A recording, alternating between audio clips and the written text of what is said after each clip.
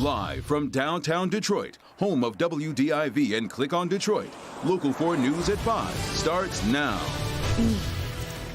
He's not fired, but he is on the bench. Tigers commentator Jack Morris suspended after comments he made while one of the best players in baseball was coming up to bat. And the state's top doctor says masks in schools will slow the spread of COVID-19, and she's told the governor that. So why no mask mandate from the state's leadership?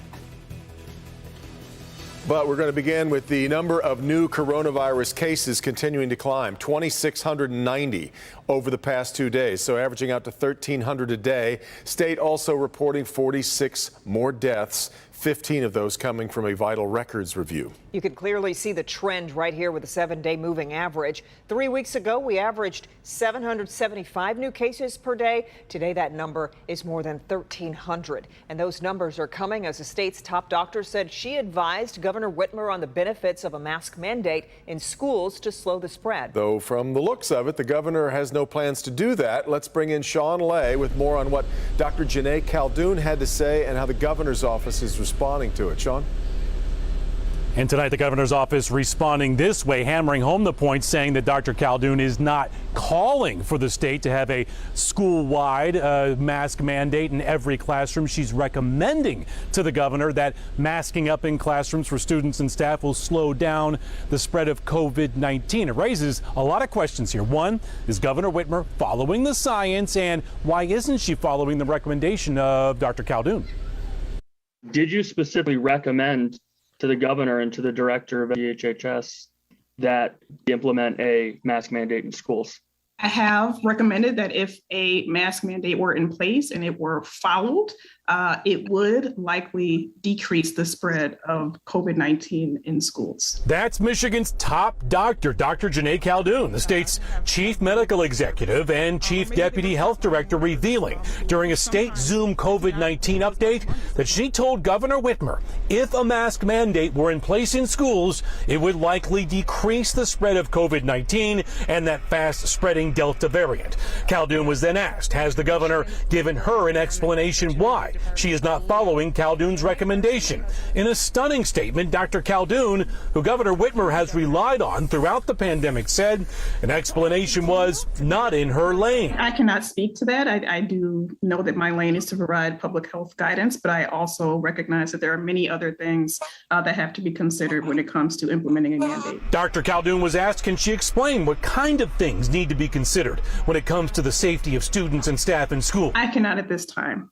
I would defer to the director. The Health and Human Services Director is Elizabeth Hertel. There was an Elizabeth on the Zoom update. A reporter asked for her. Director on the line. Ms. Hertel? No answer was given. The update was ended. Now today we asked Governor Whitmer, we asked Dr. Khaldun and Health Director Hertel to interview with us here at Local 4.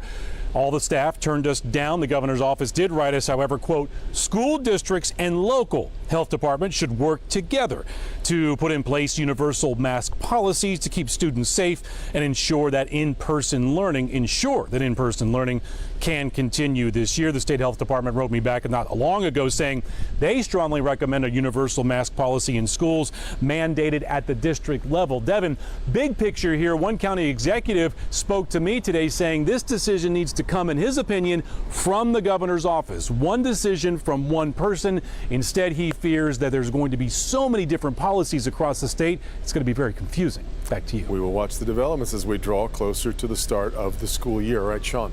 Well, that exchange with Dr. Khaldun came after the state's top epidemiologist spelled out the latest COVID trends in Michigan. In short, we're heading in the wrong direction, with the test positivity rate now at 7.7% and increasing over the last 7 weeks. 99% of the tests sequenced in the last month were the more contagious Delta variant, and that has health officials concerned as we head into fall. We estimate that based on the pattern we're seeing thus far, we will see hospitalizations growing through September with a peak in late September or early October. State epidemiologist Dr. Sarah Lyon-Callow says the models predict this fall could look a lot like last spring, with more than 4,000 deaths potentially occurring during the fall and winter. While Michigan is seeing more breakthrough cases with the Delta variant, the vaccines, though, are still highly effective. The vast majority of cases, hospitalizations, and deaths occur to people who have not been fully vaccinated. Lyon-Callow spent significant time laying out research that supports mask mandates in school. Children cannot be vaccinated, and they're going to be spending hours together in classrooms. We know that masks in school settings work. We wanted to model what does this mean in a Delta setting. So what this is telling you is if there's one infectious child in a class of 25 students, how long does it take for there to be a 50% chance of another student becoming infected? So if you don't wear masks, that's a couple of hours at the elementary or high school level.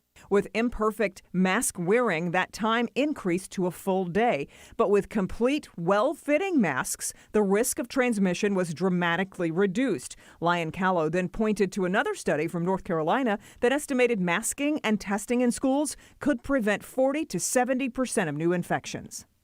Without masks, they are estimating up to 90% of children will become infected during the semester. And Dr. Lyon-Callow also noted that almost half of the children admitted to hospitals in the nation with COVID thus far had no underlying medical conditions. The White House, meantime, is rolling out a plan to give booster shots to the already vaccinated. This plan is subject to FDA evaluation and approval, but it would offer a booster dose of the Pfizer or Moderna vaccines. Vaccinated Americans would be eligible 8 months after they had their second dose. Healthcare workers, nursing home residents, other seniors would likely be the first to get a booster. Officials anticipate booster shots will likely be needed for people who initially received a Johnson & Johnson vaccine too. Moments ago, President Biden said this. My administration has been planning for this possibility in this scenario for months. We purchased enough vaccine and vaccine supplies so that when your 8-month mark comes up, you'll be ready to get your vaccination free, that booster shot free, and we have it available. It will make you safer and for longer. The access to the additional dose of the vaccines could begin on September 20th. Well, as promised yesterday, humidity remains on the march here. That's right. It's starting to get a little sticky outside. Let's check in with Paul. Yeah, you noticed a little more sultry feel to the air today, and it's not that the temperature was so hot, it's just the humidity starting to come up. Nice shot here from our Mount Clemens sky cam, and you can see temperatures are generally in the low 80s, but where you're getting that Lake Huron lake breeze, look at that, Port Huron, you're at 77 degrees right now, and see these dew points here in the blue bar here, dew points are in the mid 60s. On the satellite image, you can see now these clouds right here, these are high clouds, the ones moving this way. These little dots here, those are the low-level cumulus clouds, and we're not seeing any development of those like you see here in London, Ontario. See how those are developing right there? So there are showers there. We don't have any showers for us. I think we're just going to be dry at this point through the evening. That includes the Tiger game. Beautiful day at the ballpark. Look at that temperature starting off near 80, dropping through the 70s. A warm, beautiful evening. We'll talk about the weekend ahead coming up in just a few minutes. Devin? All right, Paul, speaking of the Tigers, color commentator Jack Morris will not be on the broadcast tonight after Bally Sports suspended him indefinitely for a comment he made during last night's game. Victor Williams at Comerica tonight. Victor, the Tigers say they fully support Bally's decision. That is absolutely correct. And even with that being said, some are shocked with the indefinite suspension of Jack Morris. Some are not. However, everyone is waiting to see what happens down the line. I sincerely apologize if I offended anybody, especially anybody in the Asian community. An apology was made in the 9th inning. 3 words made in reference to baseball sensation Shohei Ohtani's accent have gotten Bally's commentator Jack Morris in a world of trouble. When he said what he said, he immediately tried to retract, or at the same time he could be doing it off time. Until you asked me about it, I really didn't even consider it being any type of an Asian slur or any of that. Even with fans being on the fence about the off-color remarks made by the 4-time World Series champion and Hall of Famer, Morris is receiving widespread criticism, especially with so many fans of Asian descent watching in support of Ohtani. I lived in Japan for a number of years. My wife's Japanese. I'm here to see him play tonight, and I really didn't take it as a derogative comment. The question remains, however, what will happen with Jack Morris going forward. That at this point is unclear. Bally's released this statement along with the announcement of the consequences, saying, quote, Jack has been suspended indefinitely from Tigers broadcasts and will be undergoing bias training to educate him on the impact of comments and how they can be a positive influence in a diverse community. We have a zero tolerance policy for bias or discrimination and deeply apologize for his insensitive remark. The Tigers also released a statement saying, quote, we are deeply disappointed by the comments made by Jack Morris during the broadcast last night. We fully support Bally Sports Detroit decision on their ongoing commitment to ensure that all personnel are held to the highest standards of personal conduct. I wouldn't say get rid of him. I'd just say, give him a chance to, get things right.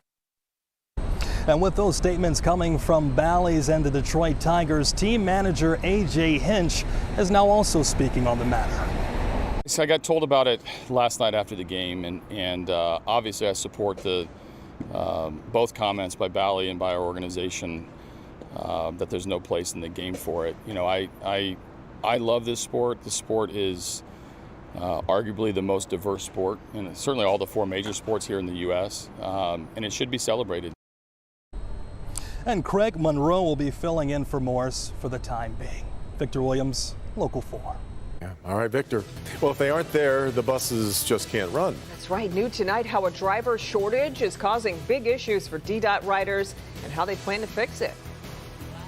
Also, he didn't even get a chance to enjoy his retirement. A beloved Hamtramck bar owner killed just days after hanging it up. Alice. The Biden administration's top military brass facing tough questions today over the chaotic withdrawal from Afghanistan. I'm Alice Barr in Washington. Coming up, how they're responding to criticism from all sides and the latest on the race to get Americans and allies out of the country.